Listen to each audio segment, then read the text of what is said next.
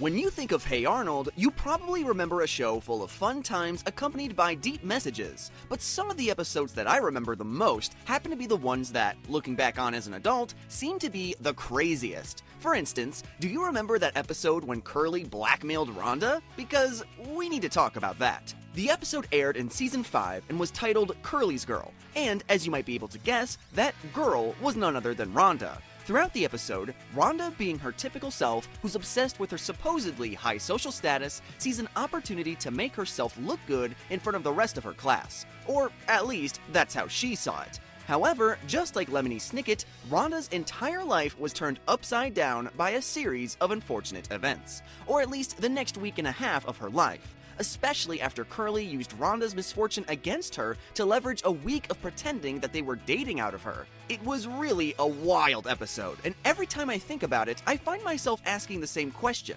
How did Curly get away with something like that? Honestly, this wasn't the first crazy thing that Curly had done on the show. I mean, his character was truly wacky. Thaddeus Curly Gamblethorpe was a supporting character in the show, and always seemed like he was up to something that he shouldn't be doing. He's also the type of character who will take things way too far, like in the episode False Alarm. In the episode, Eugene asks Curly to borrow a pencil and ends up sharpening it to the point where it is down to the eraser. This was seen as an act of aggression to Curly, and he felt like he needed to get his vengeance. So, in order to get back at Eugene, he framed his classmate and made it look like Eugene had pulled the fire alarm. There was even an episode where Curly offhandedly claimed that he was going to free all of the animals from the local zoo, and the crazy kid managed to actually do it. At the end of the episode, Curly was shown riding a giraffe as a stampede of zoo animals took over the sidewalk. Now, one common theme for Curly that he's had throughout the entire show is his constant infatuation with Rhonda, his snooty classmate. And I'll be the first to say that when it came to Rhonda, Curly could get pretty creepy. Not only was he constantly shown hitting on Rhonda, despite it clearly making her uncomfortable, he even worked his way into her personal space on more than one occasion without her permission. Like the time that Curly snuck up behind Rhonda so that he could smell her hair. I'm sorry, but that's just creepy. I don't care what you wash your hair with, I'm not gonna go smell some random person's hair just because I'm attracted to them. That's just asking for trouble. So there's no argument that Curly often took things too far. But how does Curly being a creepster lead him to actually blackmailing Rhonda into being his girlfriend? Well, it was actually the result of Rhonda's own wrongdoing, though that doesn't excuse Curly's behavior. You see, the episode Curly's Girl was set on the day before Brooke Lloyd, Rhonda's mother's birthday. During the morning, as Rhonda was getting ready for school, Buckley, her father, decided to show his daughter the present that he got for Brooke, and Rhonda loved it. It was a really expensive fur coat that, according to her dad, was made out of genuine Moscow mink fur. Now, I'm not saying that a fur coat is a tacky present, but I feel like they were out of style even in 2002 when the episode aired.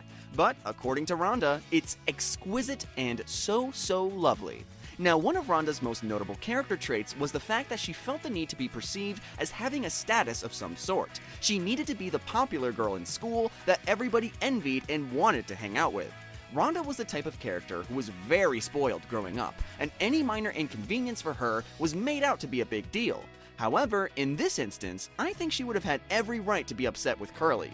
You see, in the episode, after seeing the coat, Rhonda couldn't resist the urge to try the coat on after her dad left for work. It was then that she came up with a foolproof plan. She would hide the coat and secretly wear it to an art event that the school was hosting later that day. You know, to make everyone think that she was so special. Because that's what kids hold in high regard, fur coats. Little did Rhonda know, this simple act would end up leading to one of the worst weeks of her young life. But how can something as simple as wearing her mother's coat cause so much chaos?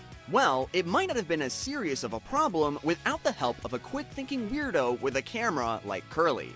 As the episode continued, Rhonda did exactly what she said she would and brought her mother's coat to the school, and even though none of the kids seemed interested in it, she clearly felt like she was on top of the world. That is, until she accidentally dropped a candy apple that she was eating right onto her mom's new birthday present, and then everything changed. She ran out of the room with it as she frantically tried to clean off the big red and presumably sticky stain, but she didn't have any luck. This is where Curly came to her rescue. The only thing was, it came with a price. You see, Curly reminded Rhonda that his parents owned a dry cleaning business that he had the keys to, and they could get the coat all cleaned up without Brooke or Buckley ever finding out. This is where the episode started to get creepy though, as Curly claimed that he would only help Rhonda if she pretended to be his girlfriend for a whole week. If that wasn't bad enough though, the smitten kid went on to make it seem like Rhonda didn't have any other option, basically forcing her to agree to the charade. The real cherry on top though came when Curly made sure to get proof that he could use against Rhonda as blackmail. He made her hold up the stained coat like she was getting her mugshot taken as he pulled out his camera and snapped a few pictures. The episode continued, and over the course of the next week, Rhonda did exactly what Curly asked her to do, even if it was humiliating for her. It was basically an if I say jump, you say how high sort of relationship, and Rhonda was the jumper. Her week consisted of calling Curly a hunk and even wearing a shirt that advertised that idea. The one bright side for Rhonda was that she only had to deal with it for a week. But do you remember what happened when that week was finally over? After putting up with Curly's bombardment of affection for an entire week, Rhonda was more than ready to break up with him and move on with her life, which is probably why she laid the breakup down a little too thick. I mean, Curly was creepy, but that doesn't excuse how mean Rhonda was. When breaking up with Curly, Rhonda made sure to do it in front of the entire school during lunch. As soon as the timer ran out for the relationship, Rhonda began to call Curly all sorts of names and humiliated him in front of everyone in the cafeteria. This not only sent the kid running away in tears, but it also gave everyone a good look at the superficial, status-obsessed person that Rhonda was on the inside.